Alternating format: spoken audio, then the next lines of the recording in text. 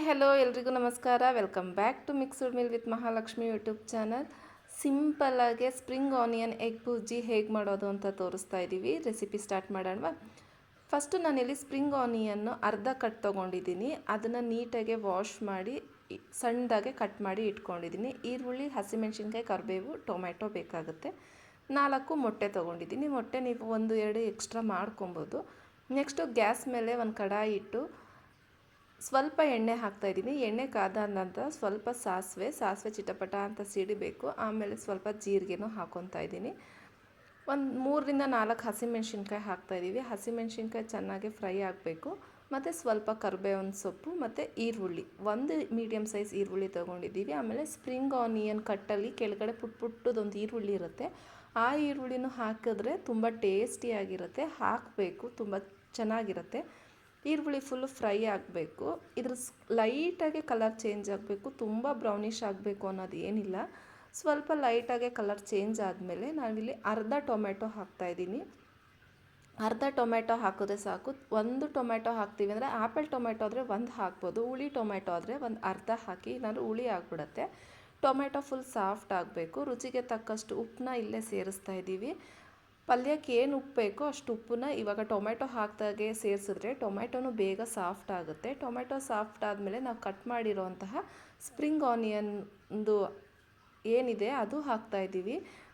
ಇದು ಈರುಳ್ಳಿ ಹೂವು ಬಂದು ಸೊಪ್ಪಿನ ಥರ ಜಾಸ್ತಿ ಕಾಣಿಸುತ್ತೆ. ಬಟ್ ಫ್ರೈ ಮಾಡ್ತಾ ಸ್ವಲ್ಪ ಎಲ್ಲ ಬೆಂದೋಗಿ ಸ್ವಲ್ಪ ಕಾಣೋಕ್ಕೆ ಶುರು ಆಗುತ್ತೆ.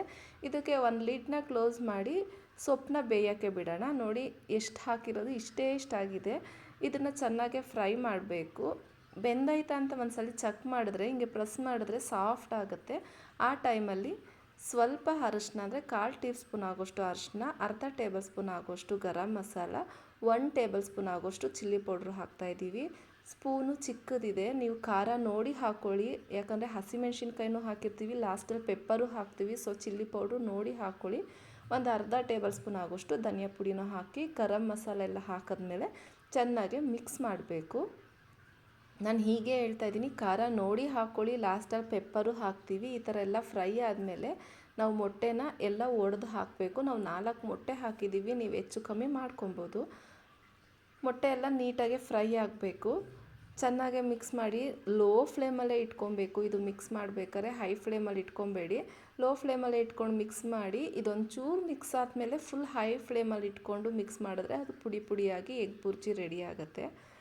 ಇವಾಗ ಒಂಚೂರು ಮಿಕ್ಸ್ ಮಾಡಬೇಕು. ಲೋ ಫ್ಲೇಮಲ್ಲಿ ಇಟ್ಕೊಂಡು ಲಾಸ್ಟಲ್ಲಿ ಹೈ ಫ್ಲೇಮ್ ಇಟ್ಕೊಂಡು ಮಿಕ್ಸ್ ಮಾಡ್ಕೊಬೇಕು. ನೋಡ್ತಾ ಇದ್ದೀರಲ್ಲ, ಈ ಥರ ಮಿಕ್ಸ್ ಮಾಡಿಕೊಂಡ್ರೆ ಎಗ್ ಬುರ್ಜಿ ರೆಡಿ ಆಗುತ್ತೆ. ಈ ಟೈಮಲ್ಲಿ ಲಾಸ್ಟಲ್ಲಿ ನಾವು 1/2 ಟೇಬಲ್ ಸ್ಪೂನ್ ಆಗೋಷ್ಟು ಮೆಣಸಿನ ಪೌಡರು, ಸ್ವಲ್ಪ ಕೊತ್ತಂಬರಿ ಸೊಪ್ಪು ಹಾಕಿದ್ರೆ ಬಿಸಿಯಾದ spring onion egg bhurji ready ಆಗುತ್ತೆ. ಅಕ್ಕಿ ರೊಟ್ಟಿ ಜೊತೆ, ಚಪಾತಿ ಜೊತೆ ಎಲ್ಲದಕ್ಕೂ ಸೂಪರ್ ಕಾಂಬಿನೇಷನ್ ಆಗಿರುತ್ತೆ. ಐ ಹೋಪ್ ಈ ವಿಡಿಯೋ ಎಲ್ರಿಗೂ ಇಷ್ಟ ಆಗಿದೆ ಅಂದ್ಕೊತೀನಿ. ಇಷ್ಟ ಆಗಿದೆ ದಯವಿಟ್ಟು ಲೈಕ್ ಮಾಡಿ, ಶೇರ್ ಮಾಡಿ, ಕಮೆಂಟ್ ಮಾಡಿ. ಸಬ್ಸ್ಕ್ರೈಬ್ ಆಗಿಲ್ಲ ಅಂದರೆ ಪ್ಲೀಸ್ ನನ್ನ ಚಾನಲ್ನ ಸಬ್ಸ್ಕ್ರೈಬ್ ಮಾಡಿಕೊಂಡು ಹೊಸಬ್ರಿಗೆ ಸಪೋರ್ಟ್ ಮಾಡಿ ಅಂತ ಕೇಳ್ಕೊತಾ ಇದ್ದೀನಿ. ಇದೇ ಥರ ಸಿಂಪಲ್ ಆ್ಯಂಡ್ ಟೇಸ್ಟಿ ರೆಸಿಪಿಯೊಂದಿಗೆ ಮತ್ತೆ ಸಿಗ್ತೀನಿ. Thank you for watching. Bye.